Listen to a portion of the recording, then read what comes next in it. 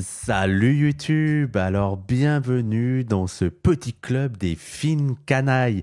Je pense que t'as pas l'habitude, tu connais pas parce qu'on fait ça surtout sur Twitch, mais on a décidé maintenant de venir sur YouTube. Le principe, il est très simple. L'idée avec le club des fines canailles, c'est de se former théoriquement et politiquement à travers la lecture de certains ouvrages, certains essais, certains classiques.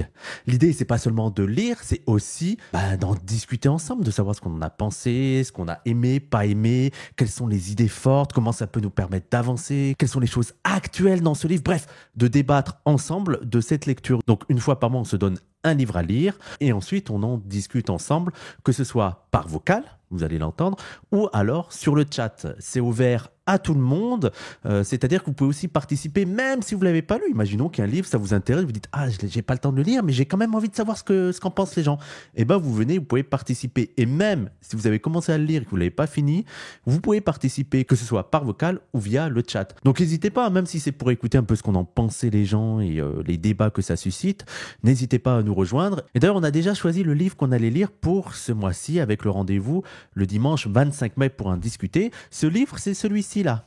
Là, c'est lui, voilà. Christine Delphi, Classé et dominé, qui sont les autres, aux éditions La Fabrique. Donc essayez de vous le procurer par tous les moyens nécessaires. Je mets aussi des liens affiliés sous la description si vous les commandez par Fnac ou Amazon. Alors bien sûr, l'idéal, c'est toujours d'aller dans la librairie indépendante. C'est la priorité.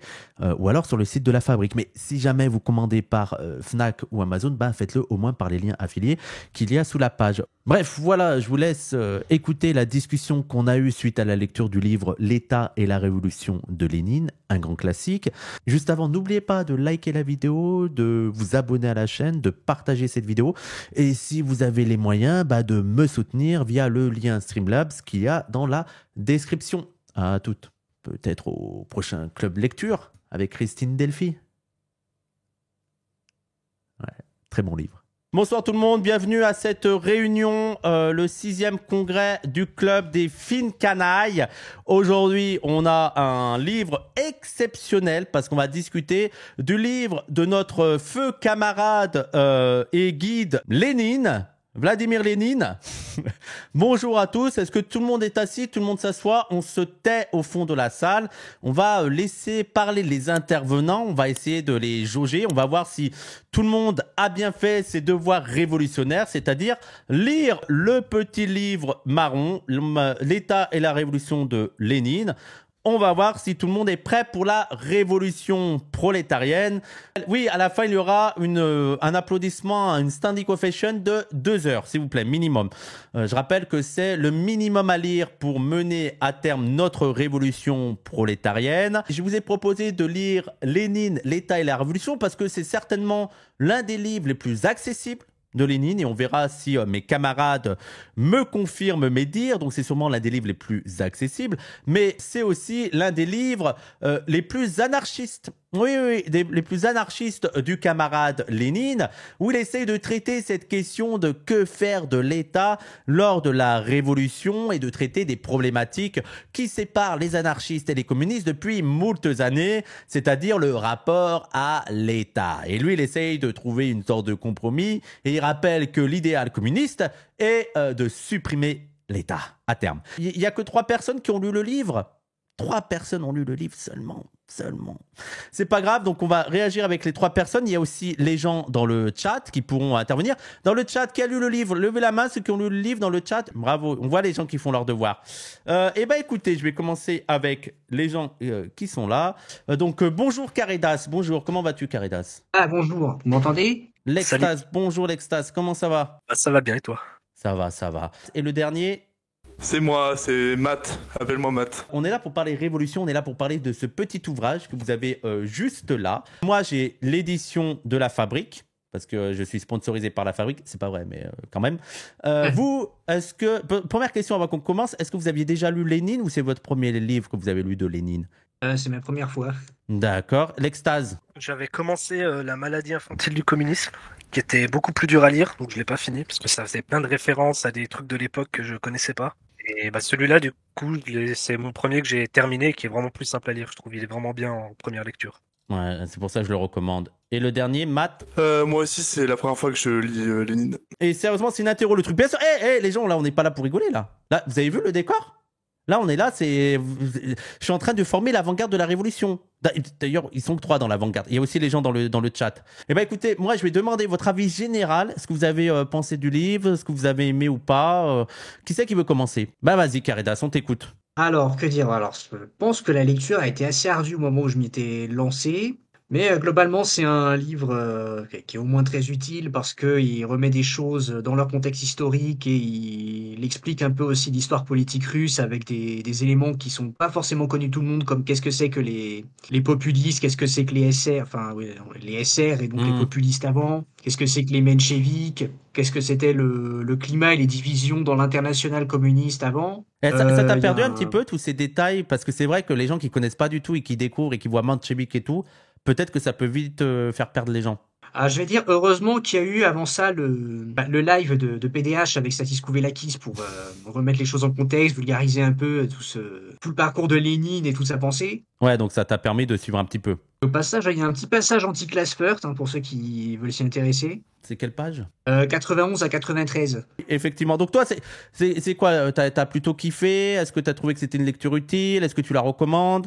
Oui, alors notamment, j'ai envie de revenir à un petit épisode, c'est le dernier Zawa Show, parce que Monsieur Ruffin se permettait Oui. de mettre la maladie infantile du communisme face à Danieras pour les traités de gauchisme. Mais moi, de ce que j'ai lu, je me suis dit, mais François, si tu avais Lénine en face de toi, il te traiterait au mieux de menchevique, en fait.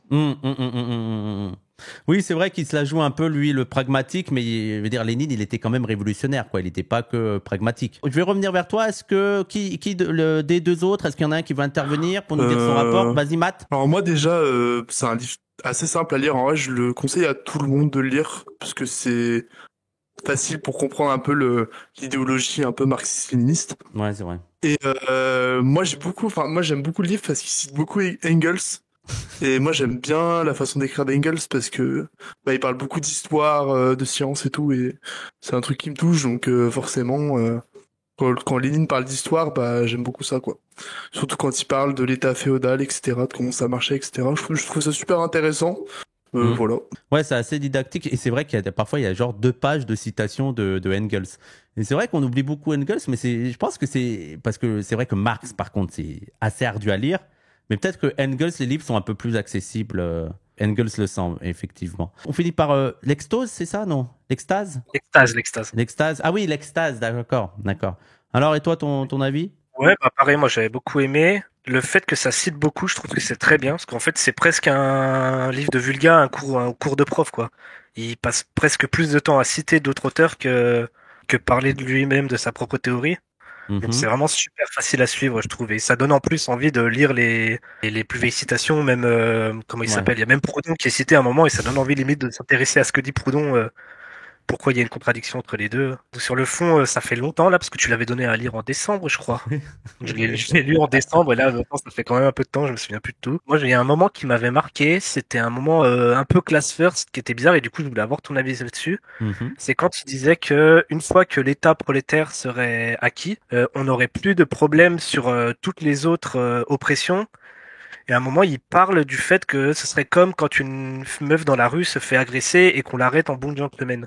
Comme si, une fois que l'État prolétaire serait acquis, il y aurait plus d'oppression envers les femmes, d'oppression envers la race, etc. Et moi, j'aimerais bien, du coup, avoir ton avis là-dessus, ou même l'avis de PDH de manière générale. Je pense qu'il faut le resituer sur l'époque, tu vois, mais c'est sûr que ça ne va pas. C'est pas tu mets fin à l'État capitalisme. En plus, il faut savoir ce que tu entends par la fin de l'État capitaliste. Mais lui, c'est un peu compréhensible parce que lui, il en parle un petit peu à la fin. Il explique ce que serait en fait la fin de l'État. C'est vraiment les prolétaires eux-mêmes qui prennent en main le mode de production de manière démocratique et tout. Donc, j'arrive à comprendre que dans cet idéal à lui, bah oui, il y aurait la fin de toutes les oppressions. Tu vois, c'est même pas la question du sexisme. Même, il dit qu'il y aurait plus de nécessité d'avoir un appareil pour dominer. Il n'y aurait même plus besoin de police ou quoi, en fait, dans son imaginaire. Mais après, en fait, l'idée, c'est que oui, si tu vas dans cet idéal de la fin de l'État et du communisme, c'est le fait qu'il n'y ait plus de nécessité de domination. Et donc oui, si tu vas dans cette idée-là, il y a plus de sexisme ou de racisme. Sauf que pour y arriver, il faut prendre en compte ces problématiques-là, tu vois. Ouais. Tu vois, même dans Ouais, l'idée c'est d'un pouvoir vraiment démocratique. Démocratique, ça veut dire la prise en compte de tous les autres, c'est-à-dire au-delà de l'ouvrier homme blanc, c'est-à-dire les Noirs, les Arabes, les gens du voyage, tout ça, et les femmes, tu vois. Donc c'est pour aller vers cet idéal-là, t'es obligé d'avoir de mobiliser les questions antiracistes, antisexistes, LGBT, etc. quoi. Et ouais, sinon après sur tout le descriptif de qu'est-ce que c'est l'État, ça c'est super intéressant aussi quand il explique que la formation de l'État vient de l'oppression, enfin même du combat entre la bourgeoisie et le prolétariat, et elle permet de mettre un arrêt à cette lutte en fait. Et quand l'État apparaît, il y a la police de la classe qui qui utilise l'État, et donc il y a fin de la lutte. Ça, je trouve ça aussi intéressant de voir l'État comme un empêchement de la lutte plutôt que comme une expression. Ouais, c'est vraiment l'un des nœuds du débat. Il y a quelqu'un qui dit le socialisme, c'est la dictature du prolétariat, donc période de répression des oppresseurs. Communisme égale tout est réglé. Oui, mais cette question, comme tu dis, le communisme, c'est le pouvoir à la main des prolétaires et la dictature du prolétariat. Sauf que si au sein de ton prolétariat, il y a encore une domination, prenons simplement le sexisme, tu ne vois le prolétaire que les hommes qui dominent leurs femmes, et tu n'as jamais réglé cette question, la dictature du prolétariat, ce sera la dictature du prolétariat masculin qui peut continuer à perpétuer la domination sur les femmes, tu vois. Et donc c'est aussi ça, la question de quel est le prolétariat que tu mets en avant et quel est son degré de politisation sur ces sujets-là, tu vois. C'est pour ça qu'il faut pas rester simplement sur toute la question de lutte des classes et tout, et de voir les autres problématiques. Qu'est-ce qui vous a le plus plu dans le livre? C'est les questions que je pose habituellement, hein. Mais qu'est-ce qui vous a le plus plu dans le livre, le plus marqué? Est-ce qu'il y a un sujet comme ça, une problématique qui vous a particulièrement marqué? J'en ai une un peu cool, en vrai, je pense qu'elle est un peu originale. C'est que moi j'ai un pote à moi qui est bordiguiste, enfin Lefcom, tu sais. Oui. Donc en gros, pour ceux qui savent pas, Bordiga, c'est un mec qui est très critique de l'URSS. Et toi, tu connais un petit peu parce que général. Bordiga, c'est vraiment les peu, ouais. connaisseurs, Il m'a quoi. expliqué, quoi.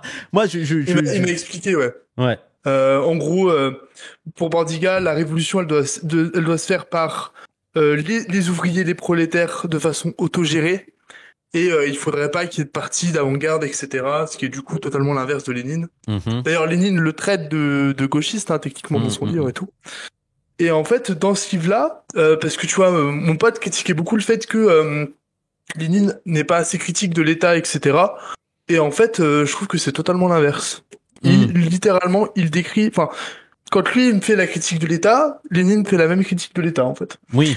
Donc, du fait que c'est la bourgeoisie qui utilise son pouvoir pour maintenir l'État, la société capitaliste en place, etc., etc. Et donc, tu vois, je trouve que déjà, ça va me donner des arguments, tu vois, contre lui, pour lui dire, non, tu dis n'importe quoi, tu vois, Lénine est d'accord et tout. Et en plus, ça me permet, moi, de comprendre un peu mieux comment, tu vois, gérer l'État, parce que je trouve que Lénine, c'est un des seuls, enfin, comment gérer la question de l'État, parce que je trouve que Lénine, avec les marxistes, sont les seuls à réfléchir ça, alors que les anarchistes, j'ai lu quelques anarchistes et je trouve que c'est très idéaliste. La façon de voir comment ils gèrent, eux, l'État. Et voilà, donc je trouvais ça assez intéressant. Voilà. Oui, qu'est-ce qu'on fait de l'État et eux, c'est la fin de l'État et c'est un peu la critique de Lénine de dire oui, mais comment ça se passe concrètement, quoi? Comment vous passez de la fin de l'État, comment on organise les gens, comment ça se passe concrètement, une révolution et d'un coup l'État dépérit, ça se fait pas aussi facilement. L'extase, toi, qu'est-ce qui t'a fait le plus kiffer? Kiffer, je sais pas, mais ce qui m'a le plus marqué, moi, c'est comment il parle de la nécessité de la violence contre l'État. Parce que du coup, c'est vachement intéressant pour notre époque où, surtout dans une période mélanchoniste et tout, on est vachement à essayer de faire avec le moins de violence possible. Et lui, je sais que il a eu son frère, je crois, qui s'est fait tuer par le tsarisme. Ça, je m'en rappelle plus, sûrement. Hein. Je crois qu'il y a un truc comme ça. Son frère, c'était un nanar qui s'est fait tuer par les tsaristes. Voilà. Et à partir de ce moment-là, il a eu une optique beaucoup plus violente dans sa lutte. Et en fait, du coup, quand tu le lis, tu sais pas trop si vraiment il pense qu'objectivement, par rapport à son époque, la violence est nécessaire ou si c'est lui qui veut de la violence, quoi. Des fois, c'est un peu entremêlé. Mais je crois qu'à un moment donné, il cite. Alors, il faudrait que je retrouve. Attendez, je regarde mes notes. Mais à un moment donné, il dit que c'est quasiment nécessaire. Je crois qu'il cite Engels. Ouais. Non, il dit qu'une révolution est forcément autoritaire et que presque la révolution fait partie du truc, quoi. La violence fait partie du. Que pour renverser la bourgeoisie, t'es quasiment obligé d'aller dans la violence. Faudrait que je retrouve la citation. Et même la façon dont il le dit, elle est violente en elle-même. En fait, c'est presque littéraire, quoi. Il a vraiment comme une envie, comme si c'est lui qui avait l'envie de violence. On sait même plus. Il y a ce passage-là quand même que je trouve intéressant. Parce qu'après, la violence, elle est peut-être vraie à son époque, mais je sais pas si elle l'est pour tous les États. Est-ce que la révolution maoïste, est-ce qu'elle était aussi violente que celle en Russie? C'est la révolution, on dit qu'il y a eu des centaines de millions de morts. Hein. Ouais, après, c'est peut-être pas la révolution en elle-même qui l'a fait. Il y avait cette citation, donc c'est page 135, il dit « Ont-ils jamais vu une révolution, ces messieurs ? Une révolution est certainement la chose la plus autoritaire qui soit. C'est l'acte par lequel une partie de la population impose sa volonté à l'autre à moyen de fusils, de baïonnettes et de canons. Moyen autoritaire s'il en est. Et le parti victorieux, s'il ne veut pas avoir combattu en vain, doit maintenir son pouvoir par la peur que ses armes inspirent aux réactionnaires. » Oui. Quand il y a dictature du prolétariat, c'est dictature du prolétariat, quoi. C'est vraiment. Oui, en soi, c'est une violence envers la bourgeoisie dans tous les cas. Oui, même c'est si ça. on n'a pas les armes. Mais après, je crois qu'il y a eu la révolution des œillets. Ça, c'est un exemple de révolution pacifique qu'on a eu. Ça, c'est un truc que je connais beaucoup. C'est au Portugal, hein, c'est bien ça que je dise pas de bêtises. Hein. Mais c'est vrai que c'est un truc sur lequel on a beaucoup moins de. J'avais pas d'heure de production, mais j'ai l'impression que les gens s'y intéressent un peu moins de la révolution des œillets. Ouais, il y a eu des productions littéraires, parce que j'en ai vu un peu parler en cours à travers des romans. Et en fait, c'est pendant c'était Angola, je crois, leur colonie. Et en fait, il y a eu en même temps une révolution en Angola, et du coup, les soldats en avaient marre de devoir gérer l'autoritarisme au Portugal et en plus la guerre pour garder la colonie en Angola. Et donc, en fait, c'est les soldats, c'est l'armée qui s'est révoltée. C'est quand même vachement spécifique, quoi. Et dès que l'armée arrête d'être au service de la bourgeoisie, oui, il n'y a plus besoin de violence. En fait, l'un des problèmes qu'on aura avec Lénine, c'est de croire qu'on peut copier-coller ce qu'il y avait à l'époque et ce qu'il y avait maintenant. Et je pense que l'une des principales différences, c'est aussi la composition de l'armée, tu vois, ou l'armée de l'époque. Et même dans certains pays du Sud, c'est un petit peu ça. T'as vraiment un côté un peu populaire, notamment avec le service obligatoire et tout. Donc t'as vraiment ne serait-ce que les masses populaires qui savent aussi manier des armes, tu vois, et les trucs militaires, et donc ça aide sur les révolutions armées. Sauf qu'aujourd'hui, on n'est plus du tout dans ce cas-là. Je veux dire, l'armée, c'est quelque chose de professionnel, profondément réactionnaire, ou tu vois, était vraiment d'une autre perspective. Et c'est ça le danger qu'ont certains, c'est de croire que tu peux copier-coller ce qu'a fait Lénine, alors qu'il faut plutôt s'intéresser à la dynamique qui a été mise en place. Il y a pareil aussi quand il parle des fonctionnaires, à un moment où il dit qu'il faudrait prolétariser tous les fonctionnaires. Mais aujourd'hui, qu'est-ce que ça veut dire les fonctionnaires? Il y en a tellement plus qu'à l'époque. Je ne sais pas ce que ça voulait dire un fonctionnaire à l'époque. Ça devait être peut-être les gardiens de prison ou des choses comme ça. Je ne sais pas ce que c'était les fonctionnaires de l'époque. Oui, c'est ça, c'est à peu près ça, ouais.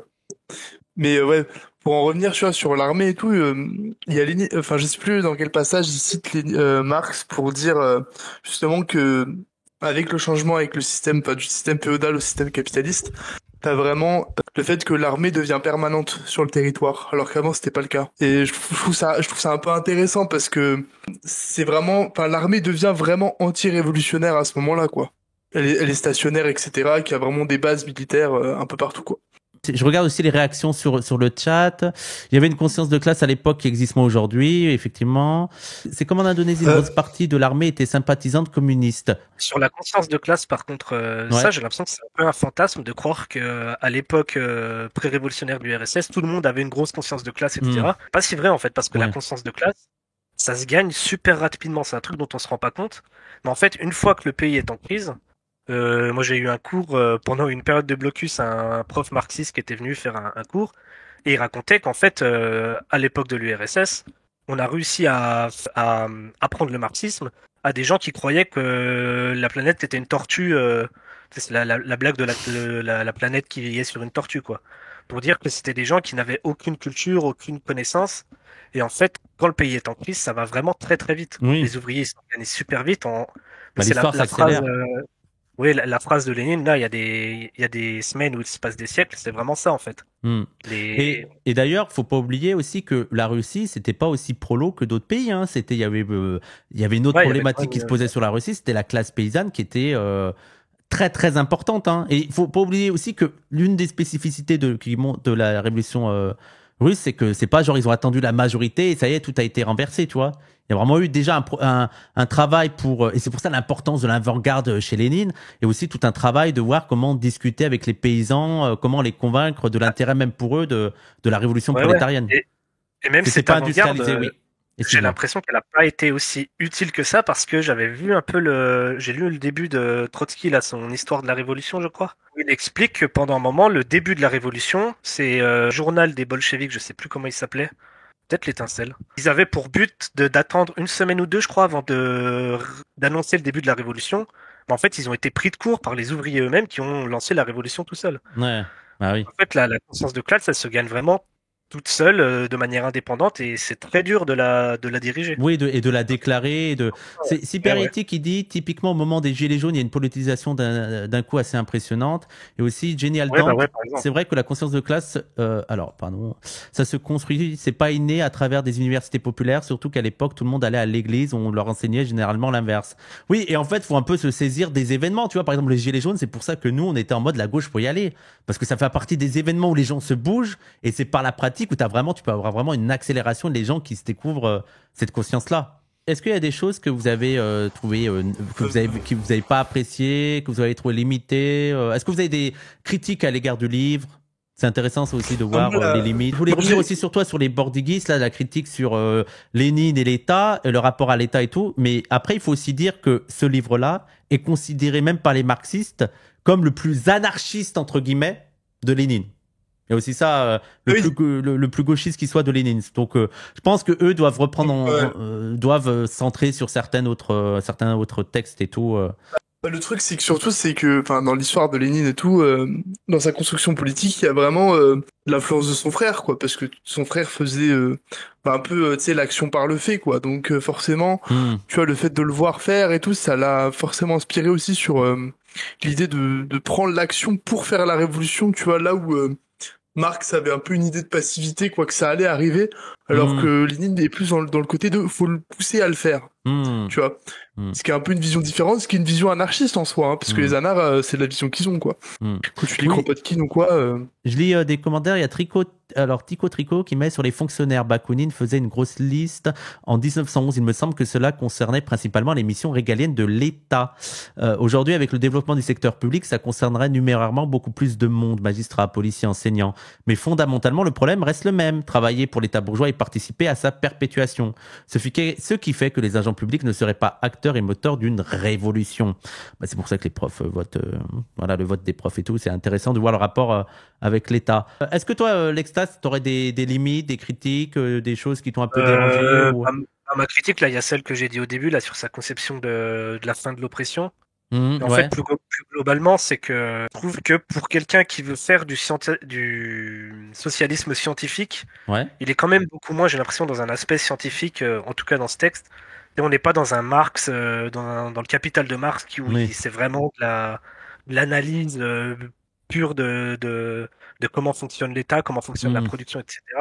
Là, c'est beaucoup plus de l'abstrait, de la théorie, à partir de textes qu'il a déjà lus, quoi. Je pense qu'aussi l'une des différences de Lénine, c'est que c'est vraiment, il y a pas mal de livres, de textes, c'est vraiment lié avec les débats de l'époque et de réponses à d'autres marxistes, à d'autres sociodémocrates. Ouais. Tu vois, il y a vraiment des trucs polémiques, de débats, tu vois, comme avec le débat qu'il a vu avec Luxembourg, tu vois, et qui fait que c'est un peu plus des textes de propagande, et c'est pas négatif dans ma tête, mais qui essaye d'être accessible le plus possible, plutôt que vraiment l'analyse du Capital par Marx. Ouais, bah en même temps, il y a ça, et du coup, vu qu'il répond à des gens de son époque, des fois, ça peut être dur de comprendre de quoi il parle, et est-ce que c'est vraiment... vu que tu sais pas exactement de quoi il parle, t'es un peu obligé de le croire, des fois. Et du coup, tu sais pas s'il est vraiment dans une approche où il essaye d'être scientifique, d'avoir une analyse objective, ou s'il fait de la propagande, et ce qui est pas non plus mauvais, mais des fois, il se perd un peu entre les deux, le livre, j'ai l'impression. Et j'ai une question à vous, mais c'est aussi une question pour le chat. Est-ce que sa vision de l'État et du dépérissement de l'État vous a un peu convaincu? Et l'idée que, parce qu'en gros, l'idée de Lénine et de beaucoup de marxistes, c'est l'État ne disparaîtra pas de lui-même. Il y a une phase de transition, mais on doit tout de suite s'engager dans le dépérissement de l'État. Et donc, on doit tout de suite s'engager sur la dictature du prolétariat. Sauf que l'État est là, autant s'en servir pour imposer des choses à la bourgeoisie et de manière autoritaire. Est-ce que cet aspect-là de l'idée de dépérissement de l'État, que l'État est là et dont on doit s'en servir pour imposer la dictature du prolétariat contre la classe bourgeoise. D'ailleurs, les gens lisaient Terrorisme et communisme de Trotsky. C'est le livre le plus offensif de Trotsky. Hein. C'est vraiment Staline à côté, il paraît gentil. Mais est-ce qu'il vous a convaincu, vous et dans le chat, est-ce que ça vous a convaincu ceux qui l'ont lu? Bah moi j'aimerais bien le croire quand même parce que ça voudrait dire que le réformisme peut marcher. Mais moi j'ai quand même l'impression que l'État est quand même structuré pour favoriser la bourgeoisie. En fait, si je sais pas comment dire, mais si tu t'en serviras forcément pour favoriser la bourgeoisie en fait. Parce qu'il est fait comme ça. Donc moi j'aurais plus l'impression que ce qu'il faudrait c'est le dépérissement de l'État par la création d'autres choses à côté en fait. J'ai l'impression que ça fonctionnerait comme ça. Par exemple la Sécu, c'était pas quand ça a été créé, c'était pas l'État, c'était un truc à côté de l'État et qui s'est imposé à tout le monde. Moi, ce serait plus un truc comme ça qui fonctionnerait quoi. Et en plus, on a vu que maintenant, à force de coups de réforme, ça a été remis dans l'État et ça marche beaucoup moins bien. Après, dans l'idéal, dans son idéal à lui, l'exemple qui mobilise, c'est l'exemple de la commune, tu vois. Pour eux, l'idéal de la révolution, c'est vraiment la commune qui a échoué. Justement, je crois que dans la commune, il y a très vite eu une différence entre ceux qui avaient du pouvoir politique et ceux qui l'avaient pas. Par exemple, je crois qu'il y a eu des femmes qui se sont un peu révoltées au sein de la commune parce qu'il n'y avait pas beaucoup de femmes dans les parlements, ou je sais plus c'était quoi la forme institutionnelle qu'ils avaient. Oui, il y a d'autres formes de domination qui crèvent les yeux à partir de ce moment-là, quoi. Le problème, c'est qu'une fois que tu as des prolétaires qui prennent le contrôle de l'État, est-ce que ça reste des prolétaires ou est-ce qu'ils deviennent bourgeois parce qu'ils utilisent des outils bourgeois? Matt, t'en penses quoi? Moi, je suis à peu près d'accord avec l'extase, en vrai. Moi, ce que j'aimerais ajouter, c'est que je trouve que dans le livre, du coup, parlant du dépérissement de l'État, j'ai l'impression qu'en fait, Lénine fait une sorte de foreshadowing du fascisme, en fait. Genre, il a réussi à deviner un peu que tu vois, il y aurait en fin de course une force réactionnaire qui empêcherait, tu vois, tout mouvement. Et j'ai l'impression que, tu vois, quand il en parle, j'ai l'impression qu'il devine le fascisme, quoi. Tu vois, qu'il arrive à le prédire, quoi. En fait. Et c'est ça que je trouve un peu cool aussi. Et que tu vois, enfin moi on m'avait beaucoup, enfin moi dans ma famille on m'a dit beaucoup de mal de Lénine, tu vois. Ah ouais? Parce que j'ai soit des anarchistes, soit des socialistes. Ouais. D'accord. Moi ma famille c'est du côté de mon père c'est beaucoup des anards, punk et tout. Du coup tu vois sur ça, tu sais genre, enfin du coup avec toutes ces critiques que j'ai eues, tu vois parce que j'ai le côté social-démocrate et le côté anarchiste, bah quand j'ai lu ce bouquin, tu vois je me suis dit putain en fait c'est vraiment basé quoi. Genre j'avais déjà, tu vois, le truc en tête parce qu'on m'avait déjà formé et tout. Mais le lire, c'est vraiment impressionnant, quoi. Tu vois. Bien sûr. Et j'ai l'impression que ça a été fait en 2020, tu vois. Ce qu'il dit là, tu vois. Ouais. Et pas du tout. C'est ça qui est fou. Lénine, pour moi, c'est actuel, mais comme j'ai dit précédemment, c'est pas... on ne devait pas copier-coller, mais je trouve la méthode, la manière dont il analyse les situations, tu vois, les paradigmes qu'il met en place et tout... Et le côté analyse concrète de la situation concrète, il y a plein de choses à retenir et à reprendre de Lénine. Je vais voir les réponses sur la question que j'ai posée. Si tu fais une avant-garde éclairée, ça foire et tu te retrouves avec un capitalisme d'État comme ça finit à chaque fois avec les cocos. Donc ça, je pense, c'est un nanar. Le dépérissement immédiat est impossible. L'État corrompt, il a corrompu. Faut s'en servir, ça a trop pénétré nos esprits. Imperium, l'État en général ne disparaît jamais. Ça, c'est vrai. En fait... Il y a aussi l'idée de qu'est-ce qu'un État, à partir de quand on fait un État. C'est-à-dire que ça, c'est ce qu'avait pointé Lordon dans Vivre sans, c'est l'idée que mais à partir du moment où il y a plusieurs personnes qui décident de mettre en place un système, mais même démocratique et tout, et de s'organiser de telle manière, il y a déjà une forme d'État qui naît. Donc Lénine est dans l'idée que si les ouvriers, les prolétaires prennent en charge eux-mêmes les productions et décident par eux-mêmes, c'est qu'il n'y a plus besoin d'État parce que lui, il y a vraiment l'idée que l'État, c'est un outil qui permet la domination d'une classe par une classe. Sauf que pour lui, avec le communisme, avec l'idée que les prolétaires décident par eux-mêmes de manière démocratique, il n'y aura plus de classe, donc plus besoin d'État. Mais c'est aussi la définition de ce que tu entends par État. Et même, Lordon, c'est plus l'idée d'institution, quoi. Il y aura besoin de toute manière d'institution.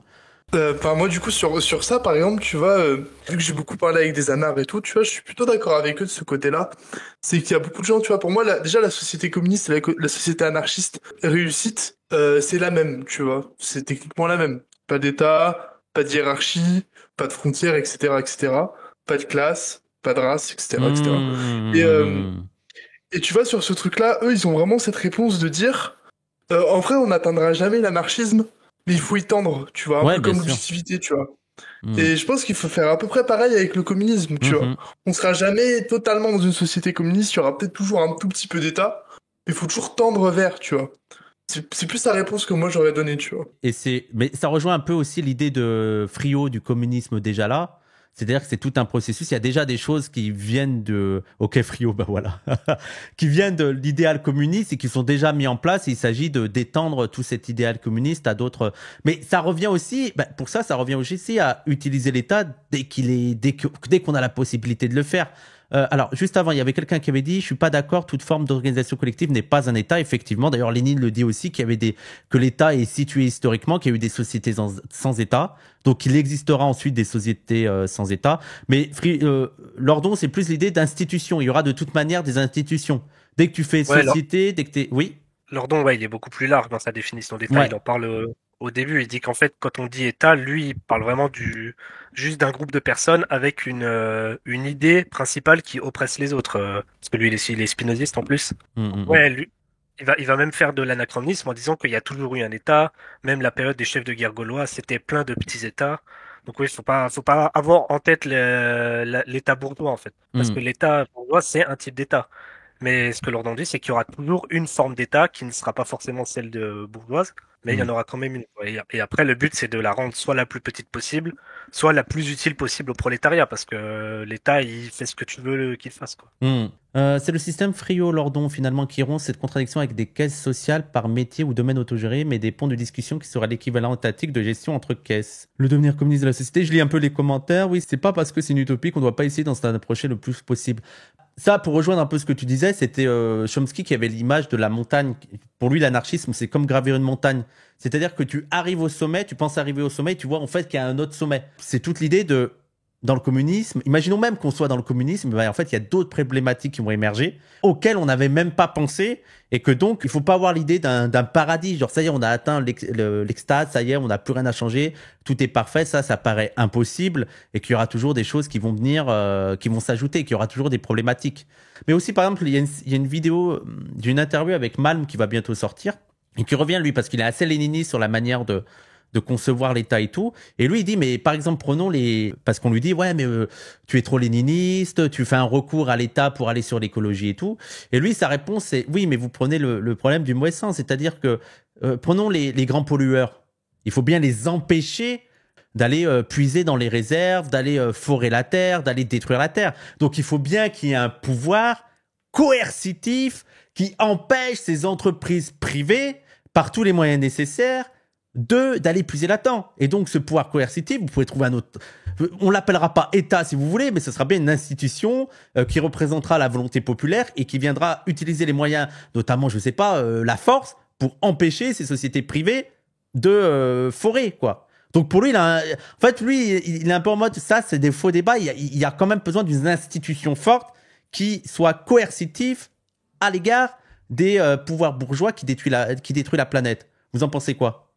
Lénine, il en parle ça dans son bouquin. À un moment, il raconte que pour déposséder les bourgeois des usines, il va bien falloir une police pour aller les déposséder. Donc en fait, quand lui il parle d'État prolétaire, c'est vraiment ça. C'est la police, au lieu qu'elle serve à aller, je sais pas, empêcher des trafics de drogue ou je sais pas quoi, elle va aller servir à déloger les bourgeois, les déposséder de leurs usines pour permettre au prolétariat de pouvoir autodéterminer sa production, quoi. Ah, moi, dans le bouquin, il dit pas police, moi, il dit milice. Mais ouais, Oui. c'est la même à Police, peu près. C'est pareil, quoi, oui. C'est... Oui. Il y avait, je crois, en Hongrie, ouais, il y avait, ils avaient essayé ça, ils avaient fait ça, ça s'appelait les Lenin Boys, c'était justement des mecs qui étaient faits pour ça, justement. Ils arrivaient armés et tout, et dégageaient les bourgeois des usines et tout. C'était un peu stylé. C'est un truc un peu intéressant à regarder, en plus, ça. Je crois qu'il y a des docus dessus, faudrait que je regarde. L'anti-keuf en moi est circonspect. Ben oui, mais ça, c'est toute la question de la police. On est contre parce que la police est l'institution aux mains de la bourgeoisie pour dominer, pour exploiter et pour garder les prolétaires en place. Mais il peut bien exister, il a existé même dans les révolutions, des groupes armés au service du prolétaire pour venir destituer la bourgeoisie. Prenons une utopie qui est une révolution prolétarienne. Donc maintenant, les prolétaires sont au pouvoir, mais ça veut pas dire que les prolétaires sont au pouvoir. C'est ça le truc de la révolution. Pourquoi c'est difficile? C'est que la bourgeoisie ne disparaît pas d'emblée.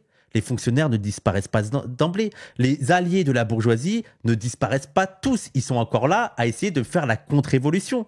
Donc il faudra bien des institutions coercitives à l'écart de ces gens-là qui sont opposés à la révolution, qui veulent mener une contre-révolution et qui ne veulent pas obéir aux désirs de la classe prolétaire. C'est ça le gros problème. Ochiapa, c'est pas un club de rando. Oui, voilà, non, mais c'est ça, je veux dire. Moi, parfois, j'ai l'impression que les gens sont un peu idéalistes sur le truc que, bah oui, mais il faut quand même des groupes, des institutions qui fassent respecter le désir des prolétaires, surtout dans une période aussi difficile et aussi troublante et aussi fragile que juste après la révolte. C'est surtout qu'il faut savoir que c'est la bourgeoisie qui décide du niveau de violence qu'on a besoin de mettre pour qu'il dégage, quoi. Si tu vas chez Bernard Arnault, tu dis bah toutes tes entreprises maintenant elles sont à nous. Si lui il t'envoie une milice armée pour t'empêcher de le faire, c'est toi t'as pas le choix de répondre avec une autre milice armée. En théorie, on pourrait le faire dans la paix s'il décide gentiment de donner les clés, mais ça marche pas comme ça. Bien sûr. Il y a le rêve qui dit des institutions de transition, mais ces institutions vont vouloir survivre et persister, il faut pas être d'élus. Mais c'est ça toute la difficulté d'une révolution, c'est-à-dire qu'il faut mettre en place des institutions qui permettront de mater la classe bourgeoise et d'installer le prolétariat. Mais c'est tout le tragique de la révolution russe. Mais en même temps, il faudrait aussi des garde-fous sur ces institutions pour qu'elles ne fondent pas une bureaucratie fonctionnaire qui, elle, ensuite, va dominer les prolétaires et faire en sorte que ces institutions-là soient toujours aux mains du prolétariat. C'est ça qui est extrêmement compliqué à mettre en place, quoi. Bah, c'est un peu le principe du conseillisme, c'est ce qu'a essayé de faire Luxembourg, un peu. C'est là où, en fait, ouais, t'as raison, c'est très très compliqué. Parce que même avec, tu vois, vraiment une sorte de conseil, avec des discussions, etc., une révolution, faut prendre des décisions rapidement, quoi. C'est ça le problème, quoi. Oui, c'est pour ça que moi, c'est pour ça qu'il faut aussi avoir un regard empathique sur les révolutions précédentes et les échecs, parce que c'est extrêmement difficile. Parce qu'en plus, il faut pas oublier que, notamment, que ce soit la Commune ou la révolution russe, ou même d'autres types de révolutions, t'as aussi tout le contexte international qui vient essayer de te baiser ton expérience, quoi. Parce que donc, c'est ça qui est très difficile. Tu dois, en même temps, tu fais la révolution. Tu dois essayer de préserver les acquis de la révolution contre la contre-révolution bourgeoise. Tu dois aussi essayer de préserver la révolution par rapport à ceux qui vont essayer d'être la nouvelle bourgeoisie, la nouvelle bureaucratie. Et enfin, tu dois préserver la révolution face aux forces extérieures qui voient d'un très mauvais œil l'exemple d'un prolétariat qui s'organise par lui-même. Ah, oui, il y a le Chili, Sankara, il y a plein d'exemples où c'est extrêmement compliqué. Puis chaque défaite nous rapproche de la victoire, n'oubliez pas. Ouais. Vas-y, ça me fatigue rien que d'y penser. Bah vas-y, venez, c'est bon. Venez, on va au parc Astérix et puis c'est tout, quoi. Est-ce que vous le conseillez à lire quand même? Vous avez apprécié et tout? Est-ce que pour moi, les gens, alors moi, juste pour moi, c'est un incontournable. Sauf qu'il faut pas se limiter à ça. C'est-à-dire que ça fait partie des bases de réflexion sur le rapport à l'État des marxistes. Donc pour moi, ça fait partie des incontournables à lire. Sauf qu'il faut pas se dire, ça y est, Lénine a tout réglé et qu'il faut être un vrai marxiste et voir les réactualisations. Caritas dit oui, c'était grave bien. Et Van Illich. Et vous en pensez quoi? Ouais, bah justement, moi je trouve que c'est trop bien commencé si tu connais quasiment rien au communisme, au léninisme. Tu lis ça, va y avoir plein de citations de plein d'auteurs, de Engels, même de Proudhon, des gens contre qui il s'oppose. Et ça va t'amener sur d'autres lectures en fait. Donc sur ça, le livre, il est vraiment bien, ouais. En plus d'avoir une théorie qui est intéressante. Le truc, c'est que du coup, il cite à un moment les luttes de classe en France. Et ça m'a donné envie de relire les luttes de classe en France. Donc en fait, vraiment, faites-le. Hein. Vraiment, c'est un livre fondateur pour, dans l'histoire du socialisme. C'est un livre très important parce que déjà, de base, il l'a écrit en 1917, celui-là, si je me trompe pas. Il me semble. C'est vraiment des livres où il essaye de lier pratique et théorie, quoi. Et d'ailleurs, à la fin, juste à la fin, il dit ça, il est plus agréable et plus utile de faire l'expérience d'une révolution que d'écrire à son sujet. Comme quoi, la pratique avant tout, pour Lénine. C'est ça. Il est quand même marrant ce chapitre-là où c'est quoi le nom du chapitre? C'est l'expérience de la révolution de 1905 et 1917. Et au final, il y a juste un petit paragraphe où il te dit j'ai pas eu le temps d'écrire parce qu'il y a encore eu une nouvelle révolution, donc à plus quoi. On se reverra plus tard. Mais surtout, c'est que, moi, le truc de la fin, c'est vraiment le truc que Marx dit, c'est que un vrai marxiste, c'est pas un mec qui connaît toute la théorie, qui explique tout, qui est dans sa bibliothèque et tout. Moi, je trouve qu'il y a certains mecs, tu vois, dans la CGT ou dans les syndicats ou dans les partis, qui sont vachement plus marxistes que les mecs qui restent dans une bibliothèque à avoir les 30 traductions du Capital, avoir toute l'explication. Enfin, vraiment, c'est... Je pense que le plus important, et Marx le dit, Lénine le dit, tu vois, c'est pour ça que pour moi, Lénine est vraiment dans la suite de Marx, c'est faut y aller, quoi. Faut le faire. Et c'est pour ça que je trouve que c'est un livre très important, quoi. Ce que je kiffe chez Lénine, c'est tout le rapport entre théorie et pratique, quoi.